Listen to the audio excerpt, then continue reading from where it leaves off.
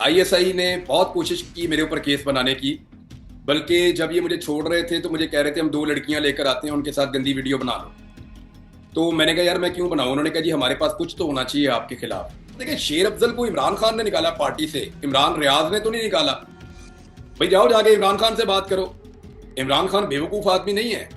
Jail में जो आदमी उसको मिलने आता है ना, वो उसकी बॉडी लैंग्वेज से और उसके कपड़ों से अंदाजा लगा लेता है कि ये किसकी सहूलतकारी से अंदर आया है। तो इमरान खान को पहले दिन बहुत सारे लोगों का बहुत सारा कुछ पता चल गया। एक ऐसा जर्नैल जो रिटायर हो गया और जो इस वक्त इमरान। जेरे अहम है, उसको हाँ गालियां देकर जी। ये चंद लोग जो हैं ये हीरो बन रहे हैं। और भाई जिस वक्त वो जर्नैल इक्तदार में था, ये उसके जूते चाटते थे जाके। तरीका ये होता है कि वो आपकी आंखें बंद करते हैं, यहां से कस के बांधते हैं, पहले एक पट्टी बांधते हैं, उसके ऊपर एक बोरा चढ़ाते हैं आपके सर के ऊपर। बोरा चढ़ाने के बाद आपके हाथों को यूं पीछे बांध देते हैं। उसके बाद जनाब वो आपको उठा के जमीन पे पटकते हैं, फिर आपको फेंटा लगाते हैं। और भाई मारने ही आओ, ओए आओ तो सही, और को बंदा तो आओ, मुझे मारने ही आ जाओ। मैं ये भी आवाजें लगाता रहा हूं वहां पे। और जो बड़ी तकलीफ है वो इस बात की नहीं है कि मुझे टॉर्चर किया, मुझे उठाया।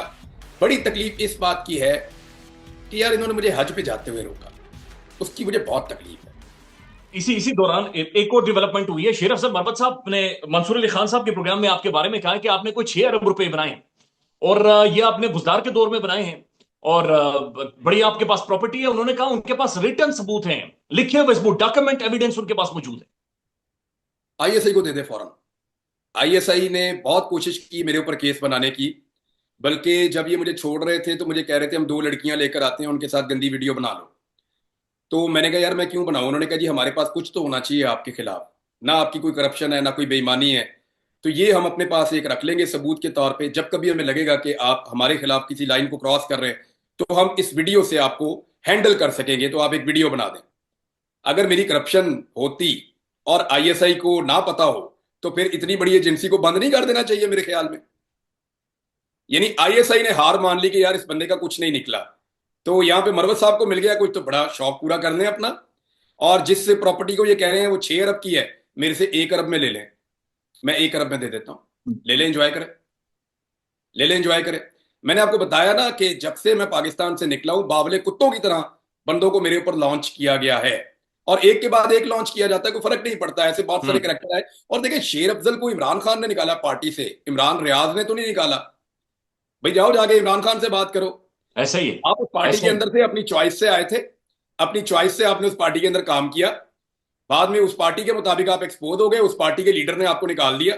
आप जाने और वो पार्टी का लीडर जाने। हाँ। और वो अगर पार्टी का लीडर आपको उससे शिकायत है तो जाके उससे बात करो। इमरान रियाज ने तो तेन पार्टी चो नहीं कढ़िया भाई।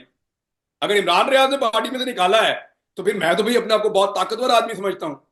और दूसरी बात यह है कि जनाब हम्म। इनकी अपने काम भी तो देखे ना आप। यानी आपको एहतियात करनी चाहिए थी। जब आप इमरान खान से जेल में मिलने जाते हैं तो फिर आपको एहतियात करनी चाहिए। इमरान खान बेवकूफ आदमी नहीं है। जेल में जो आदमी उसको मिलने आता है ना, वो उसकी बॉडी लैंग्वेज से और उसके कपड़ों से अंदाजा लगा लेता है कि ये किसकी सहूलतकारी से अंदर आया है। तो इमरान खान को पहले दिन बहुत सारे लोगों का बहुत सारा कुछ पता हम्म। चल गया। इमरान साहब, ये सिर्फ अच्छा नहीं खाली नहीं, शेर एक अफजल और चीज, मरवत एक साहब और नहीं चीज, है, एक और बल्कि चीज, एक और ये चीज बताओ। ऑडियो आई मैं जिसमें। ये सुन रहा था, कहीं पे इस बंदे जी ने जी क्लेम किया कि मेरे फार्म हाउस तक कोई सड़क गई है, वहां पे गैस गई है और बिजली गई है। ये उस बंदे ने कहा था ना, ये भी कहा था हम्म। जी जी मंसूर अली खान बिल्कुल। साहब की पॉडकास्ट में। ले भी उधर तक अगर कोई सड़क हो ना वहां पे गाड़ी जाती नहीं है। वहां पे हमें लेकर जानी पड़ती है ऑफ रोडर्स। उसकी वजह ये उधर सड़क ही कोई नहीं है, पहला झूठ। दूसरा, उधर गैस भी नहीं है, उस पूरे इलाके में ही नहीं है, दूसरा झूठ। तीसरा झूठ, वहां पे मैंने सोलर लगाया हुआ था, ये पिछले दिनों के लोग आग लगा के चले गए तो वो सोलर जल गया, तो वहां बिजली भी नहीं है, तीसरा झूठ। और चौथा झूठ, वो 1 अरब रुपए की ये प्रॉपर्टी कह रहे हैं। और भाई मैं आपको कहता हूं, मैंने इतनी मेहनत की है, इतने साल लगाए हैं वहां पे, इतना सारा कुछ किया है। मैं आप 6 अरब की कह रहे हैं ना ये, तो चलो मैं इनको 10 गुना कम पैसों पे दे देता हूं, आके ले लें जी मेरे जी। से। और फैज हमीद, ये भी कहा था ना कि फैज हमीद ने आई लेके होप दी सो है। इसके बाद और ये भी कहा था ना फैज मरवत हमीद ने साहब लेके गए। दी है। हाँ। हाँ, तो अब मैं ये बताता हूं कि ऐसा ये ही तो है। बात क्या ये सही कहती थी कि तुम्हारा फैज हमीद से क्या ताल्लुक है। तो आईएसआई की तो मैं वहां तसल्ली करवा के, पूरी इंक्वायरी करवा के उनको यकीन दिला के आया हूं कि भाई मेरा कोई ताल्लुक नहीं, मैं कभी नहीं मिला। तो अब ये इंजीनियर मोहम्मद अली मिर्जा और शेर अफजल मरवत हम्म। साहब जो हैं, इन दोनों को कौन ये बताता है बातें? आईएसआई बताती जी। है? कौन बताता है इन्हें? और अगर सबूत है तो आईएसआई को दें जाके, ताकि आईएसआई इमरान साहब मेरे आपने खिलाफ केस तो बनाए। आपने इमरान साहब आपने तकरीबन 2 दर्जन से ज्यादा दफा पाकिस्तान की premier intelligence agency inter services intelligence ISI का नाम लिया है। ये एजेंसी आपके साथ फिर पर्सनल क्यों है? ये क्यों इतना ज्यादा नहीं नहीं, बार बार पर्सनल इस नहीं है। एजेंसी को देखिए, मेंशन कर? आईएसआई पाकिस्तान की इंटेलिजेंस एजेंसी है। जब वो पाकिस्तान के लिए काम करते हैं तो हमारे लिए बहुत काबिल फख्र है, हमारे सर आंखों जी। पे है। लेकिन जब चीजें मिक्स होती हैं ना, मैच करती हाँ। हैं, तो फिर मुझे तकलीफ होती है। यानी मुझे जिसने अगवा करके अपने पास रखा ठीक 5 महीने तक, वो आईएसआई थी ना। फिर वो है। सारी बातें जो आईएसआई मुझे उस इंक्वायरी में करती थी टॉर्चर करके, वही सारी बातें ये लोग कर रहे हैं। और वो बातें तब भी झूठ थी, आज भी झूठ हैं। तो मैं ये जानना चाहता हूं कि वो क्यों नहीं यानी इनको बताते हैं कि जनाब असली अपनी तसल्ली की थी, हमने हर तरह से चेक किया है, ये सब कुछ झूठ है। अब जनरल फैज हमीद कहां है इस वक्त, मुझे बताएं। पाकिस्तानी फौज के पास है ना। फौज की कस्टडी में। हाँ, तो जनरल फैज हमीद जी से स्टेटमेंट जी निकलवाए जी। ना कि मैंने इमरान रियाज को ये फार्म हाउस लेकर दिया है। या जनरल फैज हमीद से स्टेटमेंट निकलवाए ना कि इमरान रियाज जो है वो मुझे मिलता था, या मेरी उससे बात होती थी, या मेरी कभी उससे टेलीफोन पे बात हुई है, या मुझे कभी इमरान रियाज मिला। जनरल फैज इनके पास है ना, फौज की कस्टडी में है। तो करे ना, उससे निकलवाएं स्टेटमेंट। क्यों नहीं ले रहे? हम्म। ये हमारे सिविलियन के स्टेटमेंट तो बड़ी जल्दी जूते शूते मार के ले लेते हैं। तो जनरल फैज हमीद से स्टेटमेंट निकलवाए ना। कहे ना वो अपने मुंह से कि उसने इमरान रियाज को प्रॉपर्टियां लेके दी, या कहे वो अपने मुंह से कि उसने मेरे साथ मिलकर बंदे अगवा किए, या कहे वो अपने मुंह से कि मेरे साथ मिलकर उसने कोई प्लानिंग की थी, 9 मई की हो या किसी और चीज की हो। कहे ना कुछ अपने मुंह से जनरल फैज हमीद। आज तो इनकी कस्टडी में है। इमरान रियाज भी इनकी कस्टडी में था। मैं कोई जनरल फैज हमीद की साइड नहीं ले रहा, मेरी तरफ से भाड़ में जाए बेशक। लेकिन जो मैं कह रहा हूं कि हम्म वो इनके पास है, तो कहे ना। हम्म। एक ऐसा जर्नैल जो रिटायर हो गया और जो इस वक्त इमरान। जेरे अताब है, हाँ। उसको गालियां देकर जी। ये चंद लोग जो हैं, ये हीरो बन रहे हैं। और भाई, जिस वक्त वो जर्नैल इक्तदार में था, ये उसके जूते चाटते थे जाके, ये सारे लोग। और मैं उसको कभी जिंदगी में मिला भी नहीं। ऐसे में ये लोग उसके जूते इम- चाटते थे। आज ये उसको इमरान बुरा साहब भला कह के चार गालियां दे के ये हीरो बन रहे हैं। आप और भाई, इस वक्त जो जुल्म और फस्तायत हो रही है, उसके खिलाफ बोलो।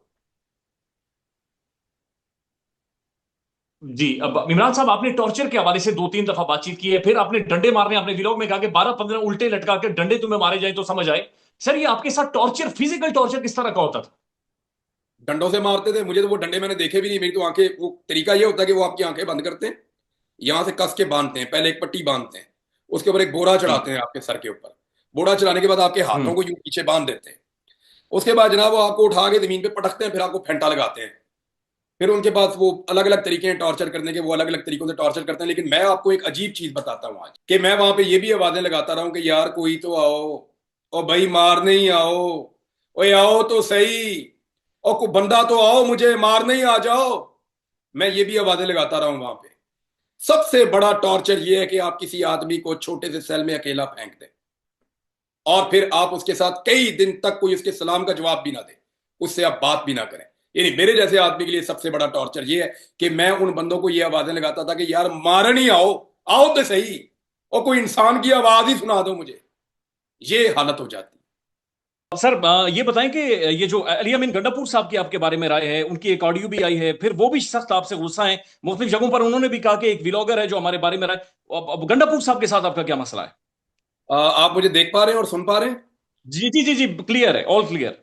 अच्छा, गंडापुर साहब के साथ मसला कोई नहीं है जी। ओवरऑल सियासतदानों के साथ मीडिया की बनती कहाँ है?